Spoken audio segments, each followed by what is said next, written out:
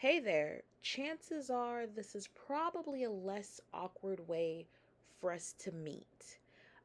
You probably got my number from a friend of a friend who said, "Oh, yeah, I know a girl with an autistic son, and she seems to be doing great," or "She seems to share a lot of information."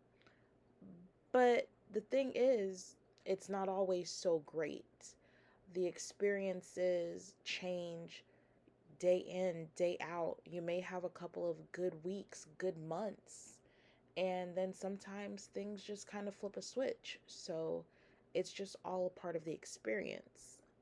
But what I will say is, I've taken the time to do the work for my child, so I can only share our experiences and make it a little bit less lonely for you, because you can feel like I'm your village, even if it's just virtual. Even if you have a spouse like I do, there still may be days where you can feel so lonely on this journey, because you may feel like someone doesn't see or understand what you're going through or what your child is going through, and you realize just how crazy it is that there are wait lists for months on months on months for services, or you may feel guilty for not noticing signs of things earlier. Stop blaming yourself. If anything, kudos to you for trying to find a way to better relate to your child, to better relate to the spaces around you for their benefit, and then some, because I guarantee you learn so much more because your child may have been diagnosed with autism. And autism is not the same for every kid. So you may not even go through the things that I'm going through.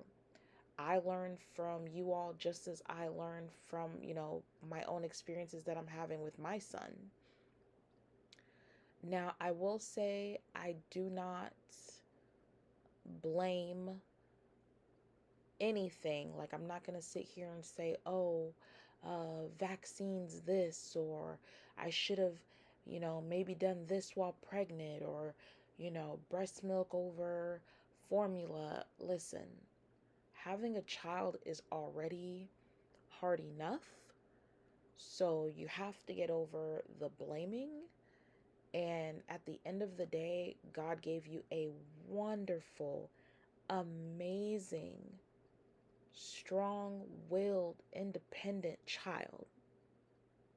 Or at least that's what he did for me. And I appreciate him for that. So I'm going to share my experiences, some of the things that we've done, some of the things that we've gone through. And I'm going to try to answer as many questions as possible for typical questions that we get, such as, how did you know? Or, you know, what did you do to help him do this or do that? And some of the top 5 questions I even get happen to just do with something as little as sleep habits. So feel free to keep watching as I kind of share this diary of just the things in our lives. I'll try to keep it as consistent as possible to how things started off, because we have been on this journey for a little over 4 years now, and kind of to where we are, because my son is amazing. Although he is considered nonverbal, not only does he read, he does math, and he's actually quite the artist.